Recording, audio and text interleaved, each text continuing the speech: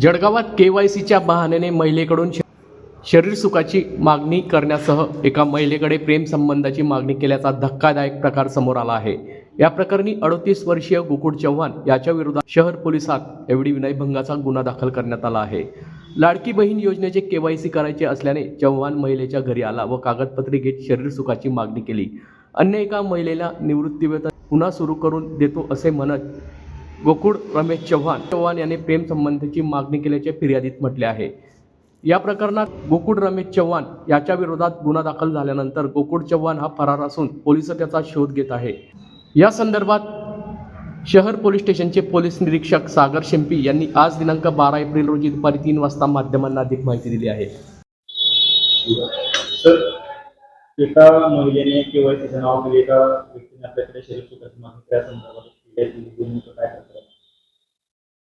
जळगाव शहर पोलीस स्टेशनच्या हद्दीतील गेंदालाल मिल परिसरातील पीडित महिलांनी आमच्या शहर पोलीस स्टेशनला फिर्याद दिली होती की त्यांच्या पतीचे मित्र त्यांनी त्यांच्याकडे केवायसीचे डॉक्युमेंट्स अपडेट करण्याच्या निमित्ताने घरी येऊन जवळीक निर्माण करायचा प्रयत्न केला होता आणि सांगितलं होतं की तुम्ही मला आवडतात आणि त्याबद्दल त्यांना विचारपूस केलेली होती।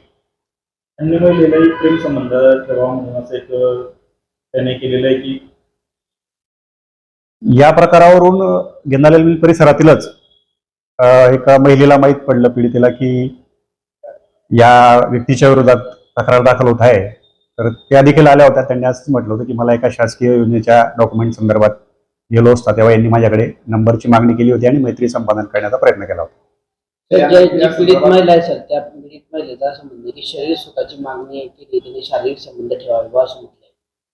हो, त्यांनी उल्लेख केलाय फिर्यादीमध्ये, परंतु ते त्यांच्या नवऱ्याचे मित्रच आहेत म्हणून त्यांच्या घरी आलेले होते आणि त्यांच्यात ते संभाषण झालं होतं आणि त्यांनी त्या पीडितेने सांगितलं होतं की हा प्रकार मी माझ्या नवऱ्याला सांगणार आहे। तुझ्या विरुद्ध नवऱ्याला सांगितलं, तसं त्यांच्या छातीत पाच झाले, त्याच्यानंतर पण हा परत तिच्या घरी जात होता, तिला बघत होता, पाठलाग करत होता असं पण तक्रार म्हटलंय। हा जानेवारी महिन्यातला प्रकार आहे। मग पीडितेने त्यांच्या नवऱ्याला सांगितलं होतं, त्यानंतर देखील त्याचा प्रकार थांबला नाही म्हणून त्यांनी फिर्याद दिलेली आहे। तर काय गुन्हा दाखल करण्यात आरोपीची पार्श्वभूमी का? गुन्हा आता पीडितेच्या तक्रारीवरून पाठलाग करणे, मैत्री संपादन करण्याचा प्रयत्न करणे आणि त्याच्यात सतत महिलेला त्रास देणे यासाठी विनयभंगाचा गुन्हा दाखल केलेला आहे। आरोपीचं नाव काय सर आणि आरोपीची पार्श्वभूमी का? आरोपी गोकुळ रमेश चव्हाण म्हणून आहे। तो त्याच गेंदालाल मिल परिसरातल्या पुढच्या भागात जवळच राहणार आहे आणि तिथून तो समाजसेवेच्या माध्यमातून किंवा CSC सेंटरच्या माध्यमातून मतदारांना किंवा नागरिकांना शासकीय योजनांचा लाभ मिळवून देणे असं काम करत असल्याचं आम्हाला सांगत होतं।